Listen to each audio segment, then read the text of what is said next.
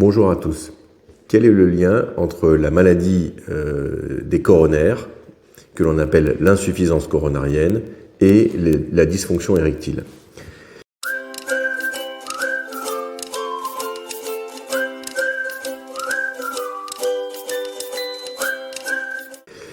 La dysfonction érectile, surtout lorsqu'il s'agit d'un patient âgé de moins de 65 ans, qui présente des facteurs de risque cardiovasculaire, comme la consommation du tabac, un excès de cholestérol, de diabète, un mode de vie sédentaire, du surpoids, eh bien, ces problèmes d'érection sont assez souvent liés à une atteinte plus diffuse des artères.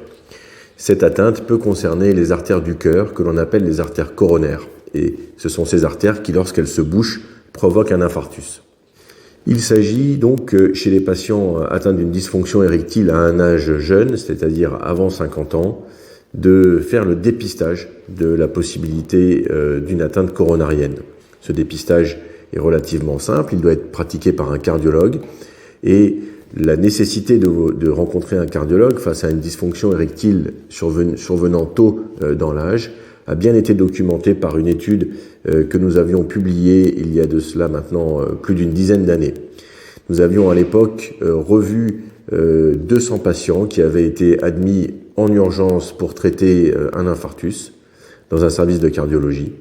Et chacun des patients avait ensuite rempli des questionnaires et nous avions pu mettre en évidence que les patients qui avaient été hospitalisés pour le traitement de cet infarctus ou de cette menace d'infarctus, que l'on appelle un syndrome coronarien aigu, avaient présenté dans les mois qui précédaient une perte de qualité d'érection.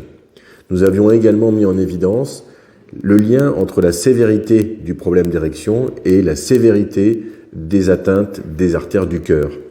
En conclusion, face à un problème d'érection chez un homme jeune, âgé de moins de 60 ans, présentant des facteurs de risque cardiovasculaires, il est indispensable d'avoir recours à un cardiologue pour faire pratiquer un dépistage des maladies cardiaques et notamment des atteintes coronariennes avant même que celles-ci ne deviennent symptomatiques. À bientôt.